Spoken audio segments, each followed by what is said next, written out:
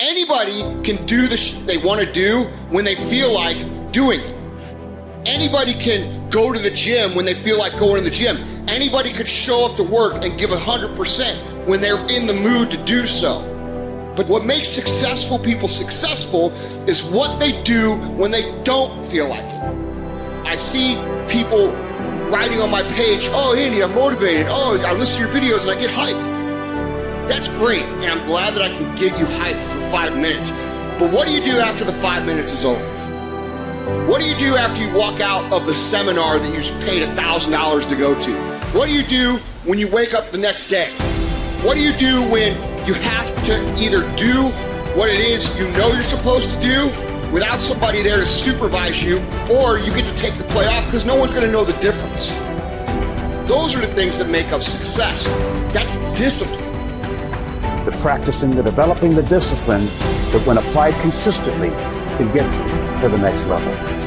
If you look at the true warriors of humanity, you look at the true empire builders, you look at the true titans who are constructing a better world, they're less about pleasure seeking because they understand that if you want to have a great life, a soaring life, look at what most people do and do the opposite. Growth comes through discomfort. Look at a great athlete. It's the way they show up in the championship game is simply how they showed up in the lonely light of the early hours at practice. To have the results, only 5% of the population have. You've got to be willing to do the things that only 5% of the population are willing to do. Stop going about the day as a servant. Become the master. Run your day and stop having it run you. Believe in yourself. You got one of 100 that has a belief instead of just jaw jet talk of intent. Huge differential there. Differential is somebody just believing life, and the other one taking the most of the opportunity time of life. Remembrance, otherwise forgotten. You have no business being average, but now you justify it. You come up with these great reasons why you can't get up at 5. You have these great reasons of why you have to do everything, why you don't execute, why you don't finish, why you don't follow through, why you say you'll exercise and you do it for about 10 days and you quit. You've got an excuse for why you're average. I guarantee you, if you were humble enough, if you were hungry enough, if you really wanted what you said, you'd sit down and you'd study what you do and you'd say, I can do this better. But I have not exhausted all my time. I have not exhausted all my resources. There's something missing. You're not where you're supposed to be. It's not going to take a lot, but it's a small gap. And the gap is called execution. If you want to execute just a little bit more, you'll be on a whole other level. And I'm telling you, you're not where you want to be financially. You are not the person you want to be. And you have not given yourself enough credit to say, I just need to get up a half hour earlier, and my whole life will change. I just need to get up 1 hour earlier. I just need to work 1 hour longer. Doing things that matter take time. Doing things that are great take time. Doing things that are going to get you paid take time. And you can't get around it. You can't outwork time. You can't change it. You can't do anything about it.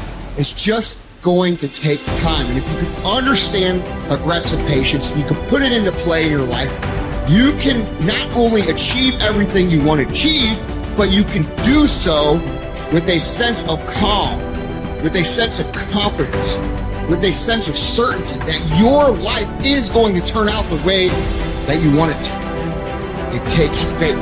You have to trust that things are going to happen. At the end of the day, if you go to bed at night and sleep good knowing you gave every day your all, you can feel good that things are going to happen. If you can understand that it is going to take a long time, and during that time, you are going to have to do absolutely everything you can, you cannot be anything else but successful.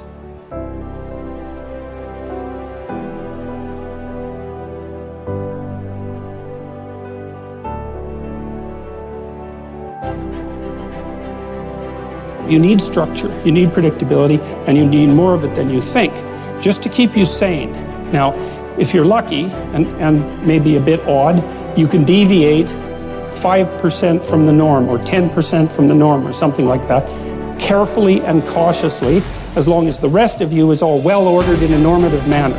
You might be able to get away with that, and you might be able to sustain it across time, and people might be able to tolerate you if you do it, or maybe you'll get really lucky and you happen to be creative but reasonably well put together, and people will actually be happy that there's something idiosyncratic and unique about you. But even under those circumstances, mostly what you want is to have a routine that's disciplined, that's predictable, and bloody well stick to it. You're going to be way healthier and happier and saner if you do that. And then the other thing that you need, because this is one of the things the psychoanalysts got wrong, I think, is that they overestimated the degree to which sanity was a consequence of being properly structured internally, you know?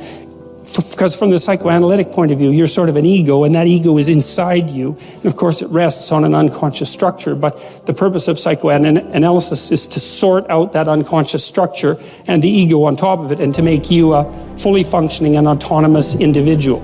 But there's a problem with that, because the reason that you're sane as a fully functional and autonomous human being isn't because you've organized your psyche, even though that's important.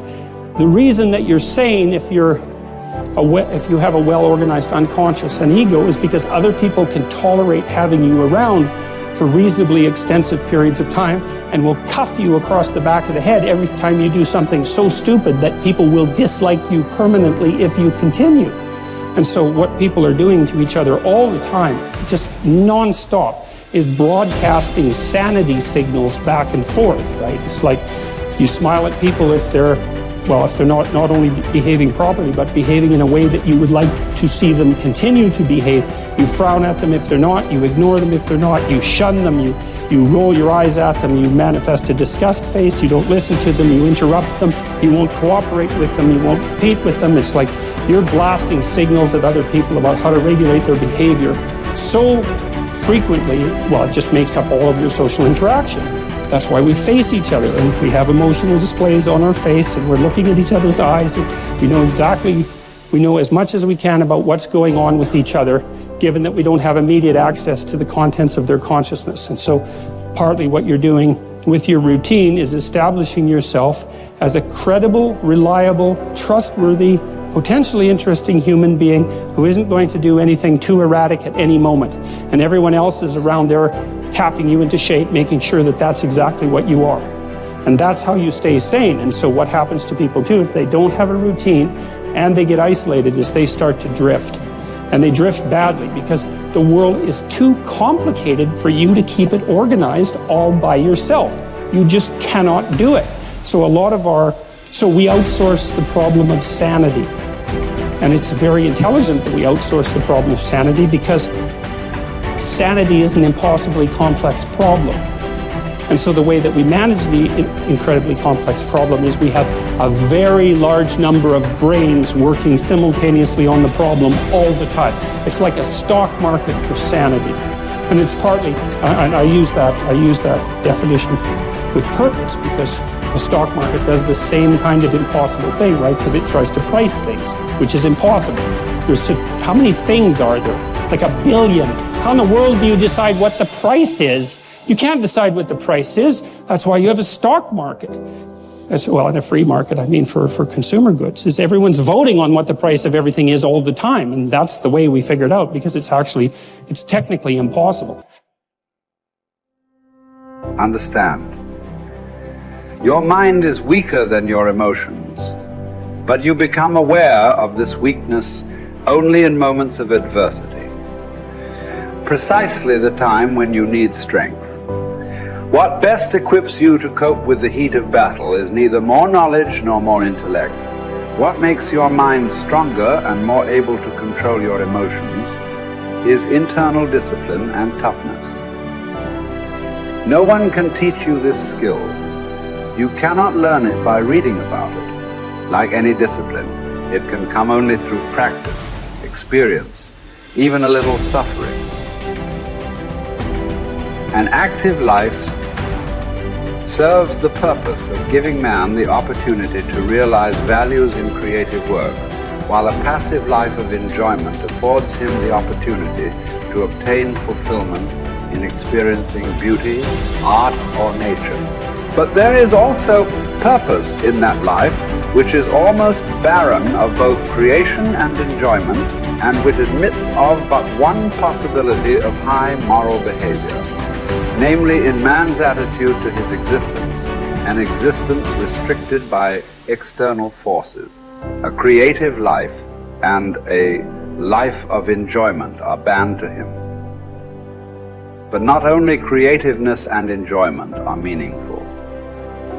If there is a meaning in life at all, then there must be a meaning in suffering. Suffering is an ineradicable part of life, even as fate and death.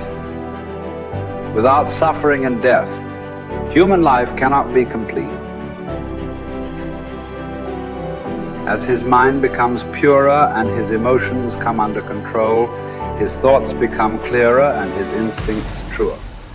As he learns to live more and more in harmony with his higher self, his body's natural intuition becomes active of itself. The result is that false desires and unnatural instincts, which have been imposed upon it by others or by himself, will become weaker and fall away entirely in time. This may happen without any attempt to undergo an elaborate system of self-discipline on his part. Yet it will affect his way of living, his diet, his habits. False cravings, like the craving for smoking tobacco, will vanish of their own accord. False appetites, like the appetite for alcoholic liquor or flesh food, will likewise vanish.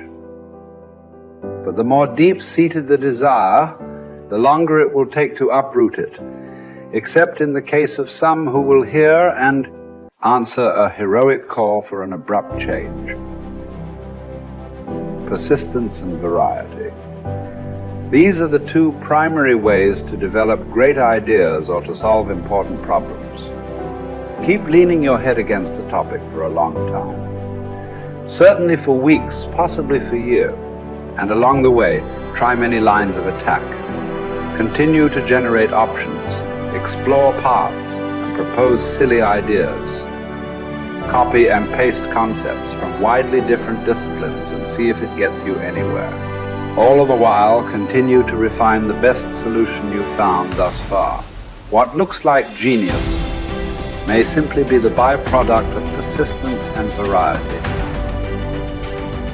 The tendency to avoid challenges is so omnipresent in human beings that it can properly be considered a characteristic of human nature.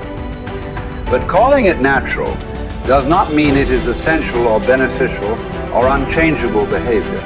It is also natural to defecate in our pants and never brush our teeth. Yet we teach ourselves to do the unnatural until the unnatural becomes itself second nature. Indeed, all self-discipline might be defined as teaching ourselves to do the unnatural. Another characteristic of human nature, perhaps the one that makes us most human, is our capacity to do the unnatural, to transcend and hence transform our own nature.